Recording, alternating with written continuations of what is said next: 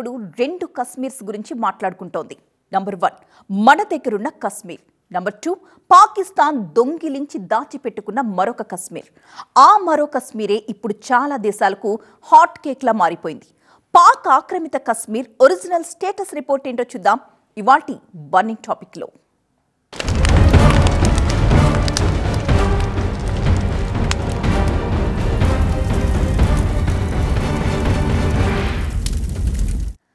భూతల స్వర్గం కశ్మీర్ పుట్టుపూర్వోత్తరాలేంటో మనలో చాలా మందికి తెలుసు. శతాబ్దాల కిందట హిందూ బుద్ధిస్ట్ రూలింగ్లో ఉండి ఆ తర్వాత ముస్లిం వారసత్వం పెరిగి మొఘల్ ఆఫ్ఘన్ పాలనలో మగ్గిపోయి 1947 విభజన సమయంలో మహారాజా హరిసింగ్ నేతృత్వంలో ఇండియాలో కలిసిన మోస్ట్ కాంప్లికేటెడ్ సంస్థానం పేరే కశ్మీర్. కానీ కశ్మీర్ నుంచి చీలిపోయిన మరొక ముక్క పేరు పాక్ ఆక్రమిత కశ్మీర్. దీని భూత వర్తమానాల కంటే రేపటి భవిష్యత్తు మీదే ప్రపంచమంతా ఫోకస్ పెట్టింది. ఇప్పుడు సీజన్ ఏదైనా సరే ఏడాది పొడవునా వసంత ఋతువు పరుచుకున్నట్టు నేలవాలిన హరివిల్లులా తీర్చిదిద్దిన రంగవల్లుల్లా ఆహ్లాదాన్ని పంచే ప్రాంతాల సమూహమే ప్రస్తుతం పాకిస్తాన్ అధీనంలో ఉన్న కశ్మీర్ నేల. నీలం లోయ, Leepa valley, Jhelum valley, Rawalakot hill station, Ratti Gali, Banjosa సరస్సులు దేనికవే సాటి. పర్యాటకుల పాలిట స్వర్గధామంలా కనిపించే పాక్ ఆక్రమిత కశ్మీర్ కడుపు నిండా విషాదాలే. పుట్టినప్పుడు దీని పేరు గిల్గిట్ బల్తిస్తాన్, మన భాషలో అది పాకిస్తాన్ ఆక్రమిత కశ్మీర్. ప్రపంచం పిలిచే పేరు పాక్ పరిపాలిత కశ్మీర్. పాకిస్తాన్ పెట్టిన ముద్దు పేరు మాత్రం ఆజాద్ కశ్మీర్. పేరులోనే తప్ప బతుకులో స్వాతంత్ర్యానికి నోచుకోక బానిసత్వంలో మగ్గిపోతున్న నిర్భాగ్య భూభాగమది. పాకిస్తాన్లోని పంజాబ్, ఆఫ్ఘన్లోని వఖాన్, చైనాలోని జింగ్జాంగ్ సరిహద్దుల్ని పంచుకుంటోంది ఈ ఆజాద్ కశ్మీర్. ఒరిజినల్ జమ్మూ కశ్మీర్ పూర్తిగా ఇండియాలో విలీనమైంది కాబట్టి టెక్నికల్ గా పీఓకే కూడా తమ దేశంలో అంతర్భాగమే అంటోంది భారత ప్రభుత్వం. కానీ అక్కడి ప్రజలు ఇండియాలో కలవడానికి ఇష్టపడడం లేదని, తమ కంట్రోల్లోనే ఉండాలని పాకిస్తాన్ వాదిస్తుంది. అప్పటికే 1963లో కొంత భాగాన్ని క్యాప్చర్ చేసిన చైనా పీఓకేపై పట్టు కోసం పాకిస్తాన్ని మచ్చిక చేసుకుంటోంది. ఇలా 3 దేశాల మధ్య పోకచెక్కలా మారి నలిగి నాశనమైపోతోంది పాక్ ఆక్రమిత కశ్మీర్. అసలీ పీఓకే ఎందుకింత హాట్ కేక్లా మారిపోయింది తెలియాలంటే చరిత్ర తవ్వాల్సిందే. భారతదేశానికి స్వాతంత్ర్యం వచ్చి విభజన జరిగే సమయానికి జమ్మూ కశ్మీర్ సెపరేట్గానే ఉంది. ఎలాగైనా ఆక్రమించుకోవాలన్న పాకిస్తాన్ పేరాసను గమనించిన కశ్మీర్ రాజు హరికిషన్ సింగ్ సాయం కోసం నెహ్రూను ఆశ్రయించారు. ఈలోగా పాకిస్తాన్ గుంపు జొరబడి కశ్మీర్లోని జీలం, కిషన్ గంగా నదులపై వంతెనలు దాటి ముజఫరాబాద్ వరకు చెరబట్టేశారు. భారత సైన్యం పోరాడి పాకిస్తాన్ మూకల్ని అక్కడి నుంచి తరిమి కొట్టింది. కానీ 1949 జనవరి 1న నెహ్రూ యుద్ధం విరమిస్తున్నట్టు ప్రకటించేశారు. అప్పటికే జమ్మూ కశ్మీర్ రాష్ట్రంలోని 3వ వంతు భాగాన్ని ఆక్రమించేసింది పాకిస్తాన్. బాల్టిస్తాన్, గిల్గిత్, మీర్పూర్, పూంచ్, ముజఫరాబాద్ జిల్లాల్ని తనలో కలిపేసుకుంది. కానీ ఆ తరువాతి పరిణామాల్లో పాక్ ఆక్రమిత కశ్మీర్ రెండుగా విడిపోయింది. పాక్ నుంచి పక్కకొచ్చేసిన గిల్గిత్, బాల్టిస్తాన్ ప్రాంతాలే ఇప్పుడున్న పీఓకే. దీన్ని ఆజాదీ పాకిస్తాన్ గా పిలుస్తూ పరోక్షంగా పెత్తనం సాగిస్తూ వస్తోంది పాకిస్తాన్ ప్రభుత్వం. ఆనాడు హరిసింగ్ చేసిన చిన్న పొరపాటు వల్ల అప్పుడే మనకు ఆ ఛాయిస్ ఇచ్చినప్పుడే కలిపితే ఈ సమస్య ఉండకపోయేది. కానీ ఆయన స్వతంత్ర దేశంగా ఉంటానని కోరుకోవడం, ఆ తర్వాత పాకిస్తాన్ ఆక్రమిత కాశ్మీర్ దాకా మొత్తం వచ్చే క్రమంలో శ్రీనగర్ చేరుకుంటున్న క్రమంలో ఆయన పారిపోయి మనతో ట్రీటీ కుదుర్చుకోవడం, అప్పటికే ఏదైతే వాస్తవ ఆధార రేఖ వరకు మనం పరిమితం కావడం, ఇవన్నీ చారిత్రక తప్పిదాలు కావచ్చు. కానీ గత జల సేతుబంధనం చేసుకోలేము మనం. ఆజాద్ అంటే స్వాతంత్ర్యం, కానీ ఆజాద్ కశ్మీర్లో లేనిదే స్వాతంత్ర్యం. ముజఫరాబాద్ రాజధానిగా ఆజాద్ కశ్మీర్కు స్వయం ప్రతిపత్తి ఉంది. సొంత రాజ్యాంగం రాసుకుంది. ఏటా అక్టోబర్ 24న అక్కడ స్వాతంత్ర దినోత్సవాన్ని జరుపుకుంటారు. రాష్ట్రపతి, ప్రధానమంత్రి, సుప్రీంకోర్టు, హైకోర్టు అన్నీ ఉన్నాయి. కానీ వాళ్ల నెత్తిన కూర్చుని నాట్యమాడే సూపర్ పవర్ మాత్రం పాకిస్తానే. పాక్ అధ్యక్షుడి పర్యవేక్షణలో ఉండాల్సి రావడం ఆజాదీ పాకిస్తాన్ కర్మకొచ్చింది. కేవలం ఉగ్రవాదాన్ని పెంచి పోషించడానికి ఆజాదీ కశ్మీర్ని అడ్డాగా మార్చుకుంది పాకిస్తాన్. పీఓకే పేరుకే ప్రత్యేక దేశం, పెత్తనం మాత్రం పాకిస్తాన్ది. అందుకే బొత్తిగా స్వేచ్ఛకు నోచుకోక అక్కడి ప్రజానీకం తిరగబడుతున్నారు. పాకిస్తాన్ ఆధిపత్యాన్ని భరించలేక పాక్ అణిచివేత నుంచి విముక్తి కావాలి అంటూ గొంతెత్తి అరుస్తూ ఉద్యమాలకు దిగుతున్నారు. నిరంతరం టెన్షన్స్తో మగ్గిపోతూ ఉంటుంది సోకాల్డ్ పీఓకే. పీఓకే కూడా భారత్లో అంతర్భాగమే. ఏ రోజుకైనా మన జెండా పాతుతాం. ఆర్టికల్ 370 రద్దు సమయంలో అమిత్ షా ఈ మాట అన్నప్పుడు ఆయనలోని కాన్ఫిడెన్స్ దేశం మొత్తాన్ని ఆకట్టుకుంది. ఇప్పుడు పెహల్గాం నరమేధం తరువాత పాక్ ఆక్రమిత కశ్మీర్ మీద మళ్లీ అటువంటి చర్చే జోరుగా మొదలైంది. పాకిస్తాన్ బందీఖానాలో ఉన్న పీఓకే మనకు ఎలా సొంతమవుతుంది? దానికుండే మార్గాలేంటి? ఆప్షన్ 1, పాకిస్తాన్ మీద ప్రత్యక్ష యుద్ధాన్ని ప్రకటించి మన బలగాలు వెళ్లి పాక్ ఆక్రమిత కశ్మీర్ని కైవసం చేసుకోవడం. ఆప్షన్ 2, పాకిస్తాన్తో మాట్లాడి దౌత్య మార్గంలో అడిగి తీసుకోవడం. ఆప్షన్ 3, పాక్ ఆక్యుపైడ్ కశ్మీర్లోనే పెద్ద ఎత్తున అంతర్గత ఉద్యమం వచ్చి మేము ఇండియాలో విలీనమవుతామని అక్కడి ప్రజలే పాకిస్తాన్పై ఒత్తిడి తేవడం.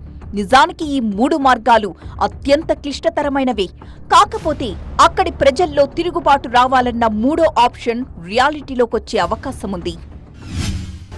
పేరుకు ఆజాదీ కశ్మీర్ అయినా నియంత్రణ మొత్తం అంత రాజకీయ నియంత్రణ కానీ సామాజిక నియంత్రణ కానీ పాకిస్తాన్తో ఉంది. పాకిస్తాన్ ఉగ్రవాదులందరూ కూడా ఇండియా మీద దాడి చేయడానికి వీలుగా ఆ ప్రాంతాన్ని వాడుకుంటున్నారు.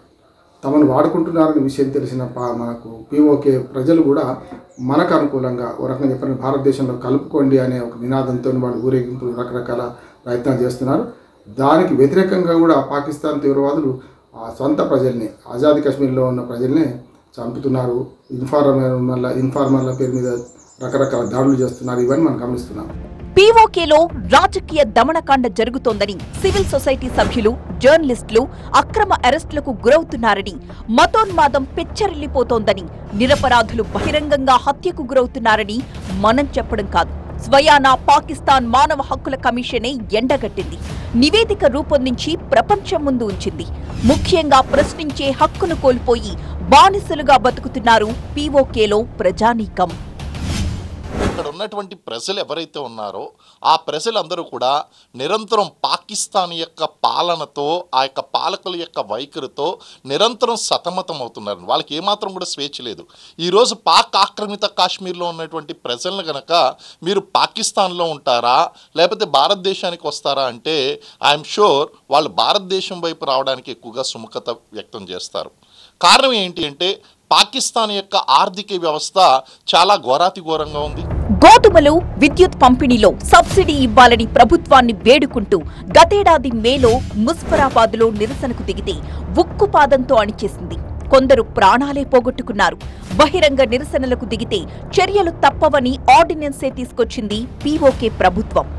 రాజకీయంగా పాకిస్తాన్ నియంత్రణలో ఉంటూ ఆర్థికంగా చైనా, గల్ఫ్ దేశాలపై ఆధారపడుతూ పాకిస్తాన్, ఇండియా మధ్య వైరంలో పావుగా మారుతూ చితికిపోతోంది పీఓకే. ఇప్పటికిప్పుడు సంకెళ్లు తెగ్గొట్టుకుని బయటకు రావాలన్న కసి మీద కనిపిస్తోంది అక్కడి ప్రజానీకం. మరి పీఓకేని కాపాడే ఆపద్బాంధవుడు ఎవరవుతారు? ఇటు భౌగోళికంగా, అటు రాజకీయంగా దక్షిణాసియాలోని అనేక దేశాల్ని అటెన్షన్లోకి తీసుకొచ్చేసింది PoK.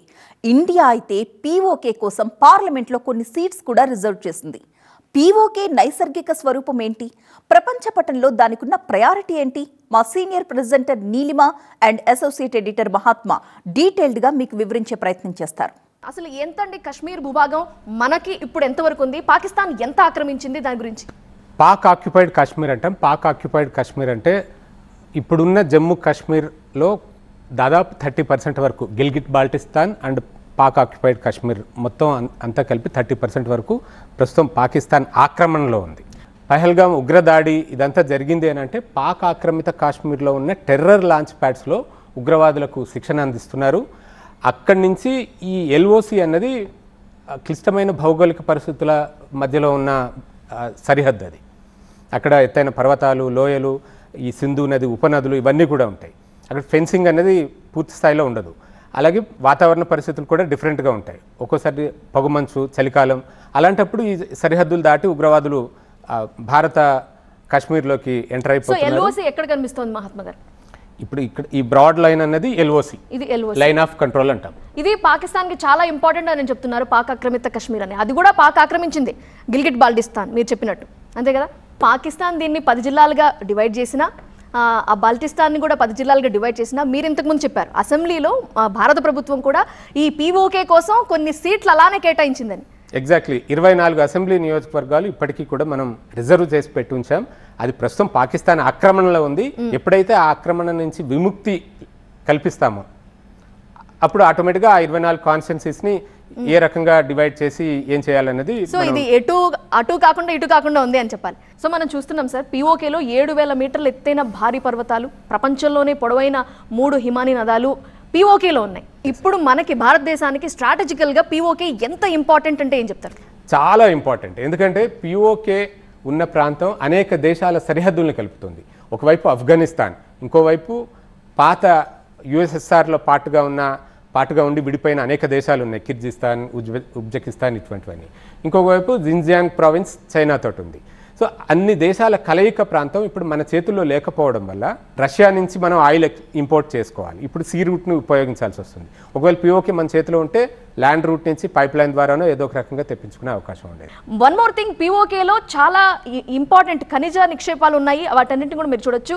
Gold, coal, chalk, graphite, bauxite, Mirpur, Muzaffarabad ఈ 2 ఏరియాస్లోనే ఉన్నాయి. సో అలా కూడా ఇది ఇంపార్టెంట్ అనే చెప్పాలి. And China Pakistan economical corridor ఉంది కదా సార్, ఆ కారిడార్కి సంబంధించి ఆ ప్రాజెక్టుల్లో భాగంగా ఆజాద్ పఠాన్ అనే ఒక ప్రాజెక్ట్, పవర్ ప్రాజెక్ట్ చేపట్టారు. ఇంకొకటి కోహలార్ అనే ఒక ప్రాజెక్ట్ చేపట్టారు. 700 మెగావాట్స్, అలాగే 1124 మెగావాట్స్ విద్యుత్ ఉత్పత్తి జరుగుతుంది. సో అది కూడా తీసుకెళ్ళిపోతున్నట్టే కదా, మనకు సంబంధించిన రివర్స్ మీద వాళ్ళు పవర్ ప్రాజెక్ట్స్ చేపట్టి. ఎగ్జాక్ట్లీ. ఇప్పుడు సిపిఈసి అన్నది చైనా పాకిస్తాన్ ఎకనామిక్ కారిడార్. ఆ ఎకనామిక్ కారిడార్లో భాగంగా ఈ ప్రాంతం అంతటా కూడా వాళ్ళు ఇన్ఫ్రాస్ట్రక్చర్, హైవే నెట్వర్క్ని ఏర్పాటు చేశారు. కొన్ని పవర్ ప్రాజెక్ట్స్ని ఇచ్చారు పాకిస్తాన్కి గిఫ్ట్గా. సో దానివల్ల చైనా ఎక్స్పోర్ట్స్ ప్రపంచవ్యాప్తంగా ఎక్స్పోర్ట్ చేయడానికి ఒక షార్ట్ రూట్ అయిపోతుంది. అదర్వైజ్ సీ రూట్లో చుట్టూ తిప్పుకుని వెళ్లాల్సింది కాస్త రోడ్డు మార్గంలో చాలా ఫాస్ట్గా ఎక్స్పోర్ట్ మన దేశం గుండా వెళ్తున్నట్టే, మన కాశ్మీర్ నుంచి వెళ్తున్నట్టే, పాకిస్తాన్ ఆక్రమించిన కాశ్మీర్ కొంత భాగం మొత్తం అని చెప్పాం. ఇక్కడ నుంచి మొదలు పెడితే ఇదంతా పాకిస్తాను, ఆ పీఓకేలో ఉన్న భాగం మన భాగం.